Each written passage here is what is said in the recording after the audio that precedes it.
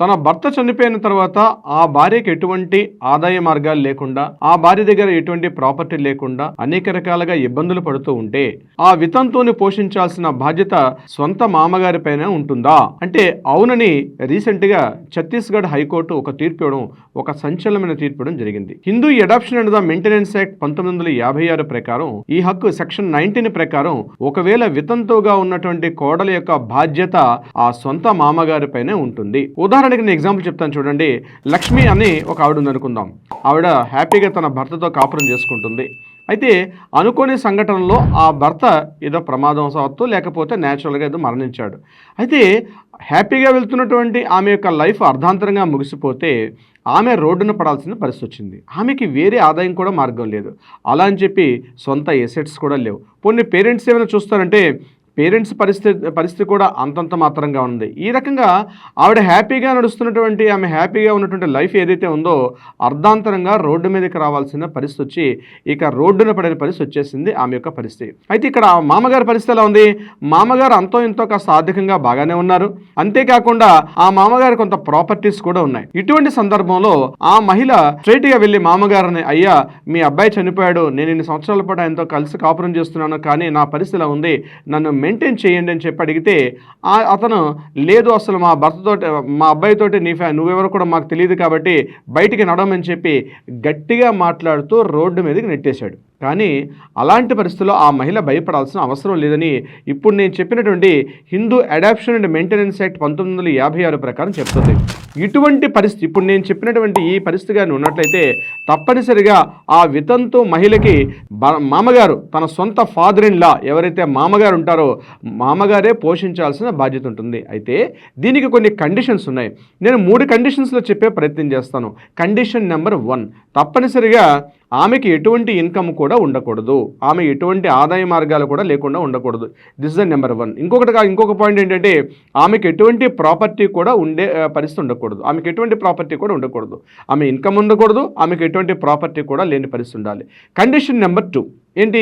ఇక్కడ మామగారికి ప్రాపర్టీ ఉండాలి. ఒకవేళ అది యాన్సిస్ట్రల్ ప్రాపర్టీ అయినా లేకపోతే ఆ కొడుకు సంపాదించిన ఆస్తి ద్వారా కొన్ని సందర్భాల్లో కొన్ని ఫ్యామిలీస్లో ఏం చేస్తారంటే ప్రాపర్టీని పెద్దవారి పేరు మీద అంటే తండ్రి పేరు మీద గానో తల్లి పేరు మీద కానీ చేస్తూ ఉంటారు.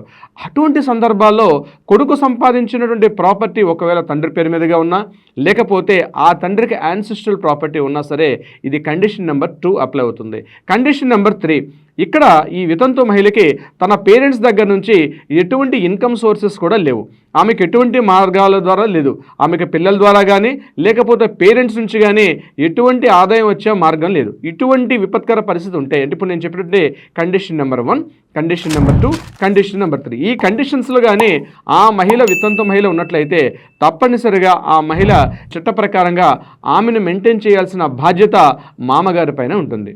మరి ఇటువంటి సందర్భంలో ఆమె ఎలా అప్రోచ్ అవ్వాలి, ఎవరిని అప్రోచ్ అవ్వాలి? 100% దీనికి కూడా సమాధానం అంటే ఒక మంచి అడ్వకేట్ని సంప్రదించి ఆ అడ్వకేట్ ద్వారా పిటిషన్ ఫైల్ చేసుకొని దగ్గరగా ఉన్నటువంటి ఫ్యామిలీ కోర్టులో ఇప్పుడు నేను చెప్పినటువంటి section 19 Hindu adoption and marriage, Hindu adoption and maintenance act, Hindu adoption and maintenance act 1956 section 19 ప్రకారం ఆమె ఆ మామగారి పైనే డైరెక్ట్గా పిటిషన్ ఫైల్ చేసి ఆ అవకాశం తీసుకునే అవకాశం కూడా ఉంది. ఇదే ఇక్కడ రీసెంట్గా ఛత్తీస్గఢ్ హైకోర్టు కూడా ఇదే తీర్పు ఇవ్వడం కూడా జరిగింది.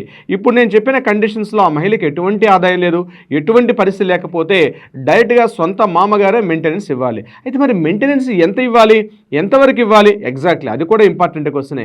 ఎంత ఇవ్వాలన్నది కూడా మళ్ళీ 2 కండిషన్స్ మీద డిపెండ్ అయి ఉంటుంది. ఫస్ట్ వన్ ఏంటంటే తన ప్రాపర్టీ ఏదైతే ఉందో ఆ మామగారికి ఎంత ప్రాపర్టీ అయితే ఉంటుందో ఆ ప్రాపర్టీ విలువను బట్టి సదరు జడ్జి గారు దాన్ని డిసైడ్ చేసే అవకాశం ఉంటుంది. నెంబర్ 2, ఇక్కడ మామగారి యొక్క సర్వైవల్ కూడా ఇంపార్టెంట్.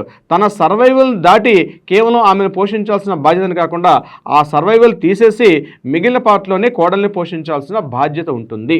అంటే ఈ యొక్క సంచలన తీర్పులో మనకి తెలిసిన విషయం ఏంటి అంటే తప్పనిసరిగా గుర్తుపెట్టుకోండి, వితంతు మహిళ అంటే కొడుకు యొక్క భార్య అంటే కోడల గారికి ఏదైనా ఆపద కలిగింది, ఆమెకి ఇన్కమ్ లేదు, ఆమెకి ఎటువంటి ప్రాపర్టీ లేదు, ఎటువంటి ఆదాయ మార్గాలు లేదు, ఎటువంటి ఇన్కమ్ లేదు, ఇలాంటి పరిస్థితుల్లో రోడ్డు మీదన పడి ఉండాల్సిన పరిస్థితి లేదు. ఇప్పుడు ఈ చట్టం ద్వారా, ఈ సెక్షన్ ద్వారా ఆ వితంతు మహిళని పోషించాల్సిన బాధ్యత, తప్పనిసరిగా మెయింటైన్ చేయాల్సిన బాధ్యత, పోషించాల్సిన బాధ్యత మామగారి పైన ఉంటుందని చెప్పి ఈ చట్టం ద్వారా మనకు తెలుస్తుంది. సో చట్టాలు మనకి ఎన్నో ఉంటాయి, కానీ వాటిని ఎప్పటికప్పుడు మనం తెలుసుకొని మనం చట్టం పైన బాధ్యత ఉండాలి. అదేవిధంగా చట్టాలు ఉపయోగించుట వాటి హక్కులను కూడా మనం తెలుసుకోవాల్సిన బాధ్యత కూడా మనకు ఉంటుంది. సో డియర్ ఫ్రెండ్స్, ఇది సంబంధించిన వీడియో. దీనికి సంబంధించి ఏదైనా మీకు అనుమానం కానీ, డౌట్స్ కానీ, సలహాలు, సంప్రదింపులు కావాలంటే కింద స్క్రోల్ అవుతుంటే మనం కాంటాక్ట్ చేయండి.